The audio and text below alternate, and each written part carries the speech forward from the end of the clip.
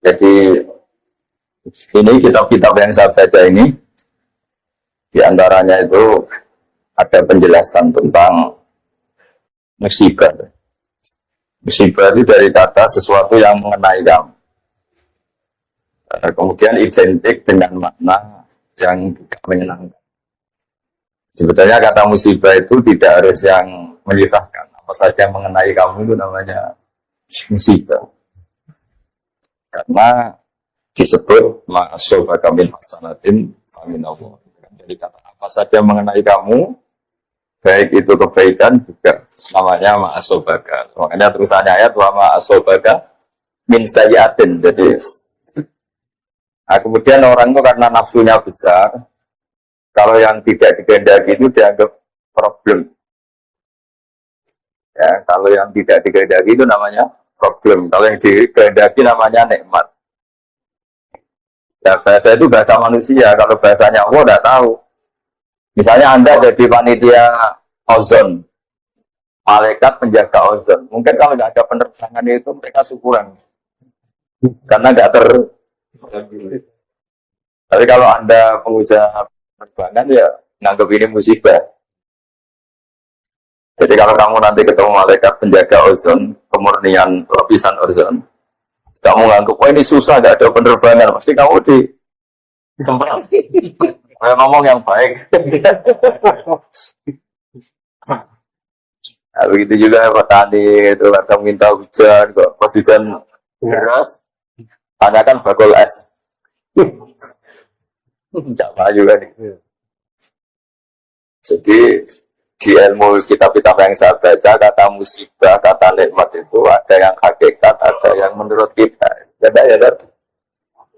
Kalau Anda malaikat penjaga ozon, mungkin syukuran karena tidak ada penerbangan. Ya. Kalau Anda menteri bagian nangani tenaga kerja, kalau banyak pabrik, dapat senang karena menyerap tenaga. Tapi kalau Anda mungkin menteri lingkungan hidup, ini banyak limbah, ini banyak usul. Nah, kira-kira seperti itu Mas Jabarin. Kalau Pak jadi direktur, kata kroninya ya alhamdulillah, kata musuhnya ya ini musibah. Alhamdulillah ini musibah. Jadi pola-pola sosial itu Mau pemilihan ini.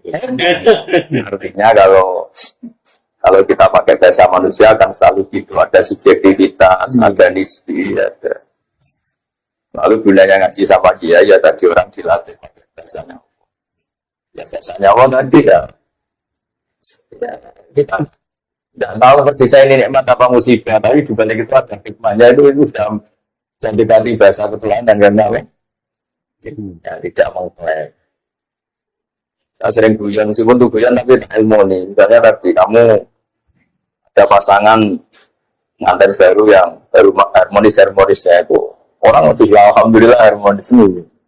Tanyakan ibunya itu mulai lupa daratan, lupa ibunya, lupa keluarganya. Kalau harmonis sama istri itu pasti.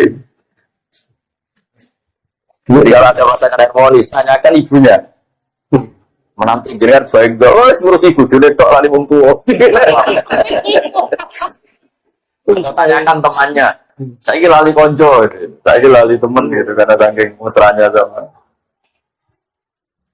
Nah, di semua segmen kehidupan itu seperti itu. Sehingga agama itu mengajarkan bahasa-bahasa sakral yang dijalankan oleh waktu. Misalnya baca subhanallah, bahasa Allah, begitulah. Subhana rabbiyal azim. Karena bahasa manusia itu tidak pernah sempurna. Yang sempurna itu bahasa ajarannya Allah. Karena itu kan permanen. Keadaan apapun ya Allah itu maha suci. Keadaan apapun ya alhamdulillah. Keadaan apapun Allahu Akbar. Sekali kamu kelana manusia itu ruwet. Jadi misalnya kalau sebuah negara itu makmur, makmurnya orang taat untuk ke masjid, makmurnya orang nakal, mesti ke tempat-tempat maksiat. Jadi kalau kamu berdoa makmur untuk siapa? Dan ukurannya dipakai untuk kamu dapat uang banyak, alhamdulillah. Kalau orang baik, uang banyak pikirannya ya untuk apa ya, anak istri bangun masjid. Kalau orang nakal kan nanti pikirannya macam-macam, mungkin ingin judi, ingin berpensiun. Ya di sini ini baiknya agama datang untuk manusia. Terus ada ketentuan halal haram, ketentuan melawan hawa nafsu, ketentuan mengelola nafsu, ketentuan meminimalkan nafsu. Nah, tambah itu bahasa-bahasa nikmat itu hakikatnya azab karena nikmat yang mengarah ke untuk maksiat. Nah, itu pentingnya ngaji. Terus ya tadi kalau kamu punya toko sedang laris-larisnya, tanyakan toko rivalnya. Saya ini sepi laris wae Pak. Toko pesaing. Iya. Tapi nanti yang sedang tidak laris jangan katakan terus jatuh dan juga baru kayak laris terus berdaya loro kabeh dan ibadah Bagus. hal seperti ini harus diperhatikan supaya orang itu menilai yang dialami tidak pada sudah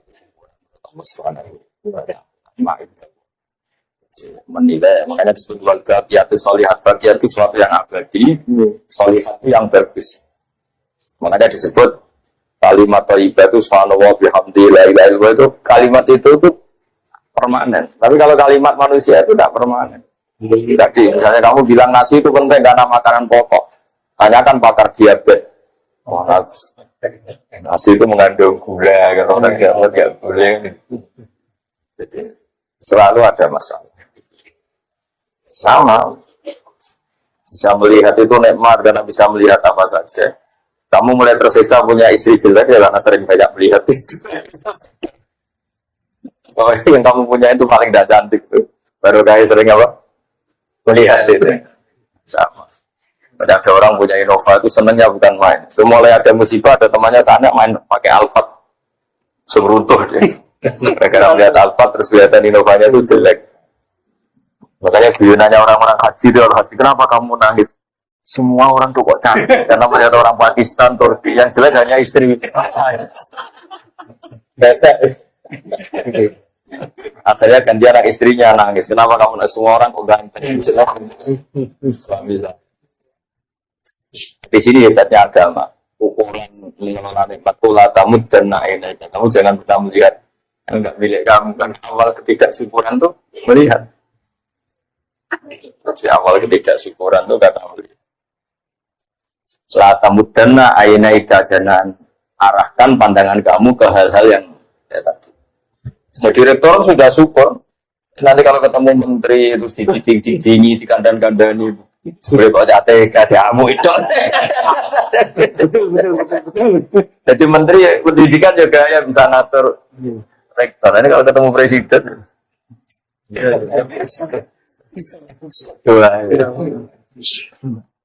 nanti jadi presiden juga ya tapi nanti kalau ada Indonesia ada nggak benernya ada miskinnya juga mungkin salah-salah ya semuanya juga ada problem gitu. Nah, tapi kalau kita melihatnya dengan ketentuan Allah, rektor itu amanah, presiden itu amanah. Saya pernah didatangin seorang menteri juga pernah didatangin orang-orang. Terus saya ini gimana? Saya bilang kalau itu mas kuliah, tanggung jawab, maka itu ibadah. Tapi kalau kamu rofahiyah, dipakai hura-hura itu ya maksiat. Insya Allah tanggung jawab. Karena tanggung jawab kan malah memperbesar ganjaran kan. Kalau kamu sebelum rektor kan kebaikan kamu terbatas di teman pos, tapi jadi rektor satu ini sulit. Ya, makanya pernah ada seorang wali ditanya, kalau dengan kamu punya doa satu untuk siapa? Untuk presiden.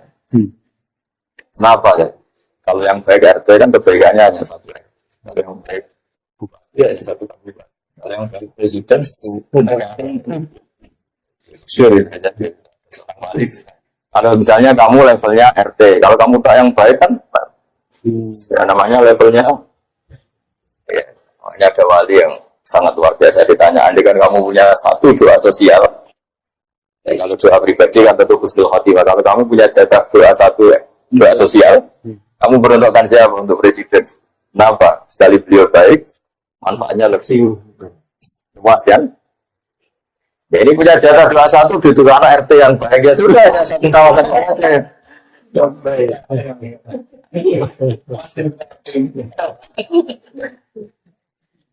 Jadi artinya loyalitas agama ini pada negara saya sudah diragukan karena di Islam itu ada hukum sosial.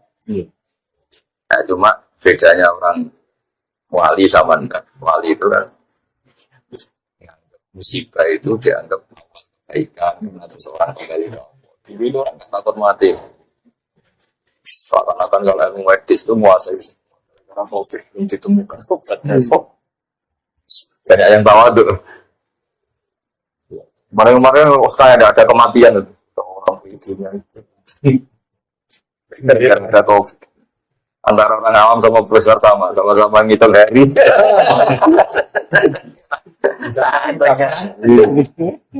Iya kan? Jadi selama itu manusia ngadepin musibah. Soalnya itu pontang pantai semua. Negara-negara medisnya paling bagus kayak negara-negara semua juga pontang pantai semua. Jadi, makanya saya mohon dari pengajian ini, dari ngaji ini sampai kalau sholat itu lebihin. Kalimat yang kamu dapatkan di sholat itu kalimat paling permanen. Karena kalau sholat dipuji, suci, besar itu kalimat. Kalau kalimat yang kamu bikin tidak ada yang permanen karena subjektivitas. Ketika kamu bilang tadi penerbangan itu ozon atau minim, itu kamu anggap musibah. Kata malaikat penjaga ozon itu bagus. Ketika Kementerian Tenaga Kerja bilang banyak pabrik itu bagus penyerapan tenaga kerja, tanyakan ahli lingkungan. Iya. Sama di presiden juga sama. Ketika ini jadi presiden, temannya partainya bilang alhamdulillah, tanyakan rivalnya atau musuh politiknya.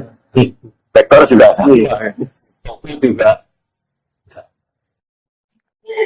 Hal-hal seperti ini terus menjadikan wali-wali itu tidak bicara tentang makhluk, hanya bicara tentang Allah. Makanya terus toreko itu kan wiridan paling kelima kan Allah. Maksudnya sudah lah makhluk sudah. Bismillahirrahmanirrahim. Sebadarhum fi khawdihim ya'lafun. Sudah semuanya itu orientasinya ke Allah saja, yang lainnya itu biarin gitu. Zarhum fi khawdihim ya'lafun. Makanya ada sholat istisqa nggak mandi-mandi itu, karena yang di pojok fakul es. Ini kalau mandi ya saya ada. Ternyata ketika orang lain semangat amin, kata sawahnya banyak. Sini aminnya terang. Kenapa kamu tidak semangat? Saya tidak punya sawah, nggak ada hujan juga nggak apa-apa. Saya ini penjual es. Jadi, ya gitu, hidupan yang begitu. Ini kabar-kabarnya itu kata ilmuwan itu.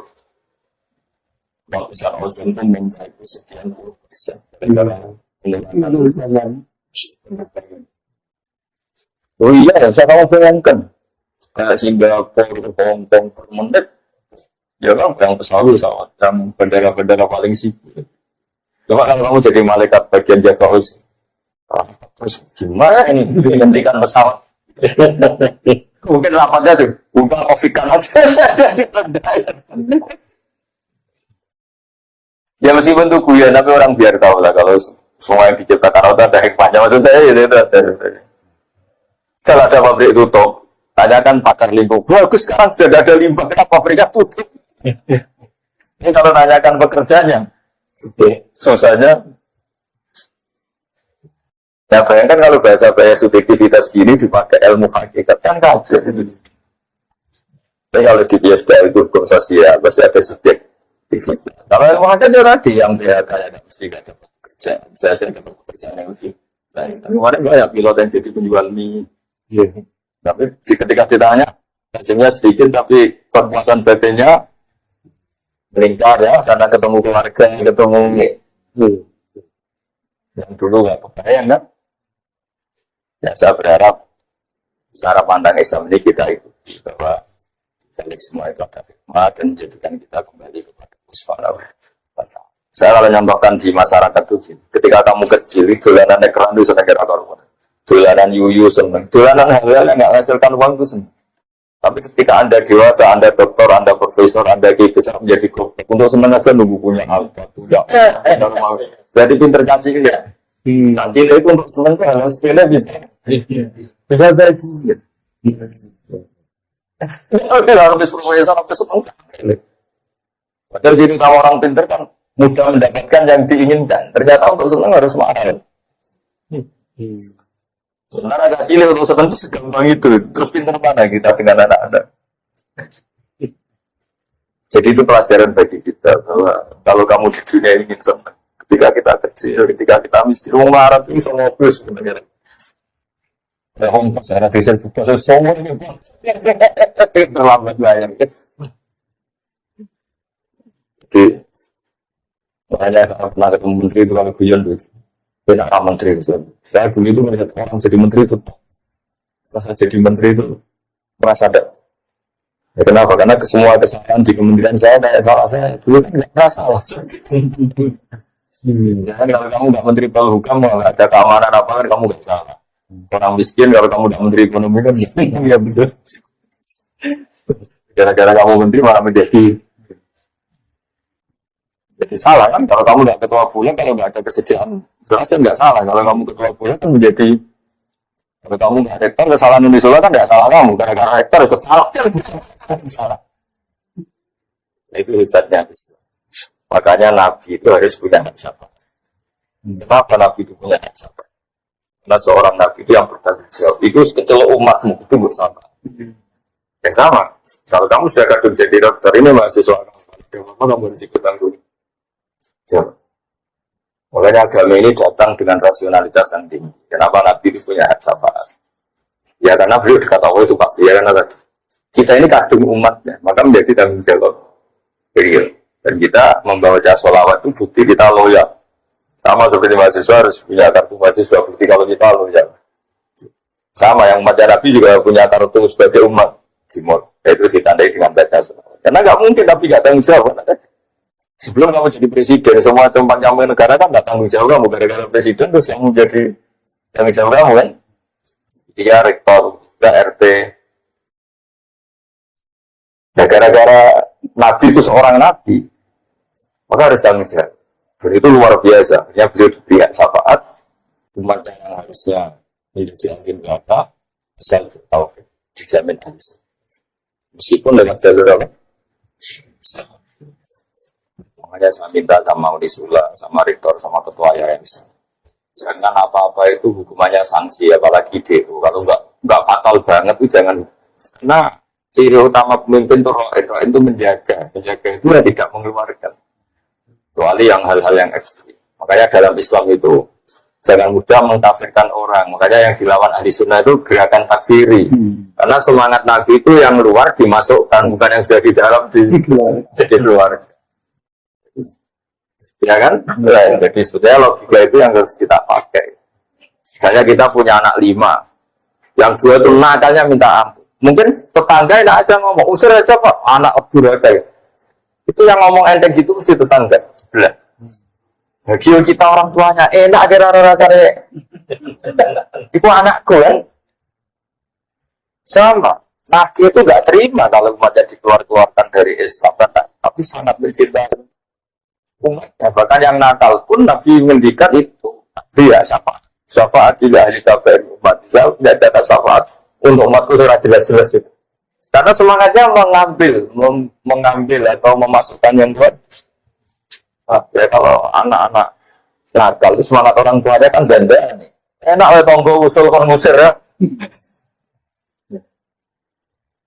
Nah, pola-pola itu yang harus kita perkuat, semangat pemasukan, semangat mengayomi, semangat jaga stabilitas, memanage konflik, memanage perbedaan.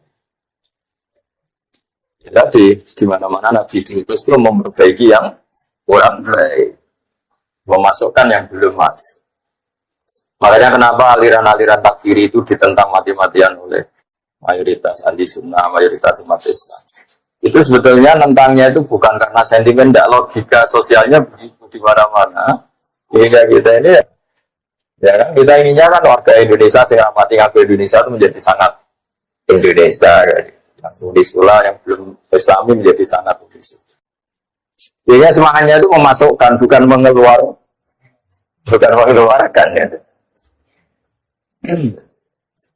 Ya kan jelas itu enggak ilmu visi misi apa. Itu pengumumannya untuk masuk bukan itu.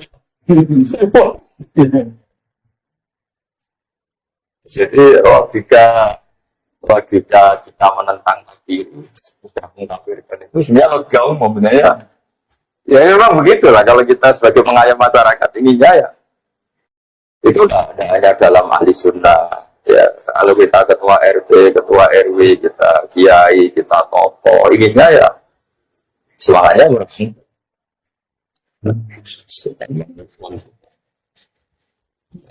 Dia pesan saya kalimat-kalimat thayyibah yang Anda baca di sholat itu jiwai, karena itu kalimat yang permanen. Kalimat yang kamu lontarkan dari diri kamu sendiri itu pasti ada subjektivitas. Itu tidak bisa kamu pakai swan Allah. Yang bisa dipakai swan Allah itu kalimat-kalimat thayyibah. Karena itu permanen, kebenarannya permanen. Makanya disebut wal baqiyatus sholihatu khairun inda rabbik. Tapi kalau kalimat yang kita utarakan itu subjektif semua. Bilang sayang istri ya sampai kapan ini pertanyaan. Ya kan? Cinta unisula ya sampai kapan? Nanti kalau ada konflik tawarin kampus lain yang menjanjikan perlu dipertimbangkan juga. Apalagi cinta partai ya.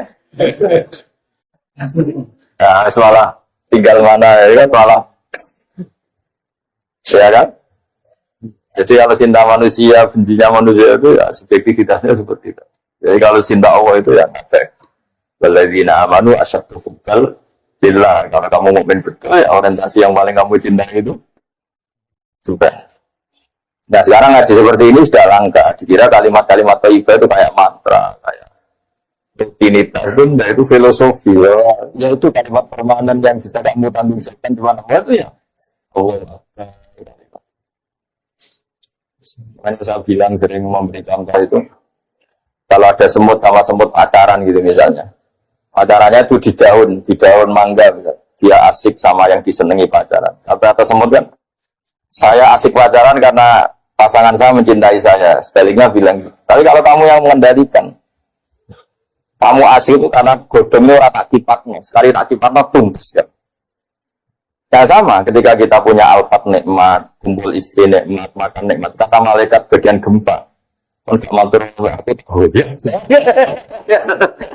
Tapi kita karena keterbatasan kita sebagai manusia nganggap makan nikmat itu kata makan sate dengan istri yang kita cintai. Tapi kalau malaikat bagian gempa, kuncinya di saya. Apapun nikmatnya yang kamu makan sekali itu ya.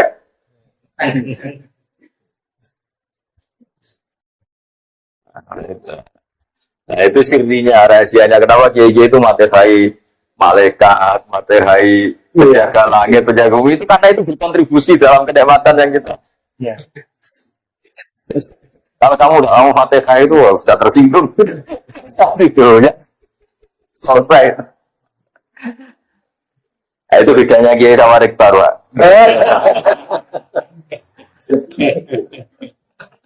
Ya, jadi saya mohon semohon-mohonnya kalimat-kalimat thayyibah yang sering Anda baca di sholat, di luar sholat.